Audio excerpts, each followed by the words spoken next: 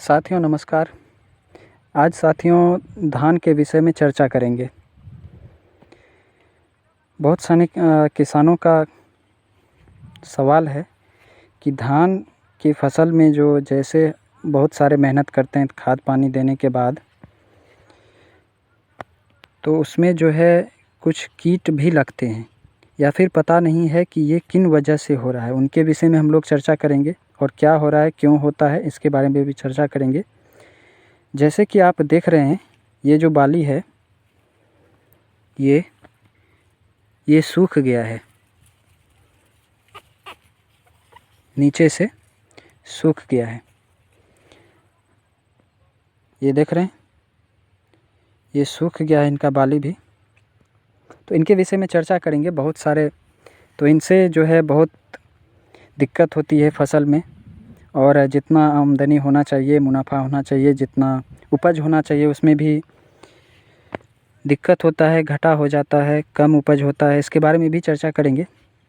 तो किसानों समय न गंवाते हुए सीधा चलते हैं मुद्दे की बात पर। तो ये क्यों होता है? इनका मुख्य जो कारण है वो कीटों का जो है प्रकोप होता है। जैसे दूध आने लगे, दाना बनने लगता है, दाना बनने से पहले दूध आता है। ये जब गोभ में रहता है, ये थोड़ा सा निकला हुआ रहता है,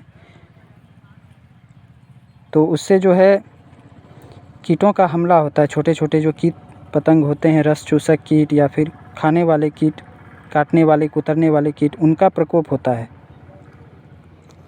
इनसे वो क्या करता है, जैसे आपका ये निकला गोभ से, तो वो इन पे बैठ जाते हैं और रस इनका चूसते रहते हैं जब ये दूध पे होता है।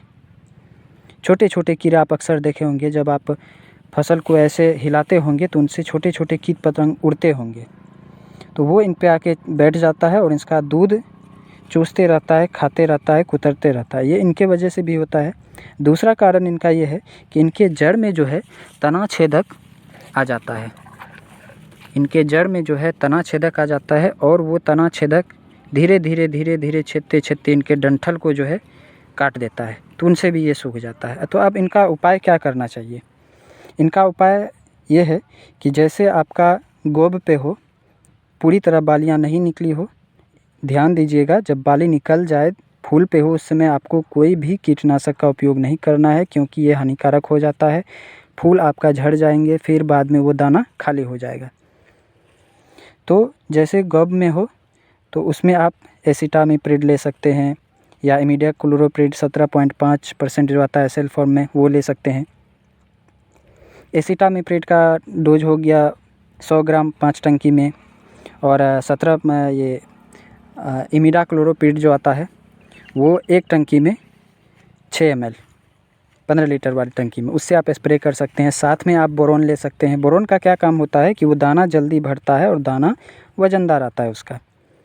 अगर आपने पोटास ठीक से डाला है तो आपकी लाइट आएगी।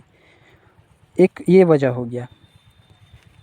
दूसरा आप ये भी कर सकते हैं कि अगर आप मान के रखिए जैसे फूल ख़त्म हो गया, नहीं दे पाए, फूल पे आ गया, तो फूल के समय में आपको कुछ नहीं करना है।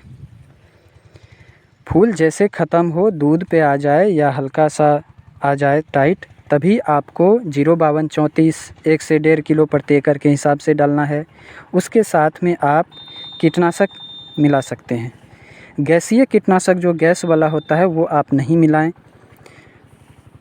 बाकी आप कीटनाशक डाल सकते हैं, इमिडा भी उसमें डाल सकते हैं तभी, या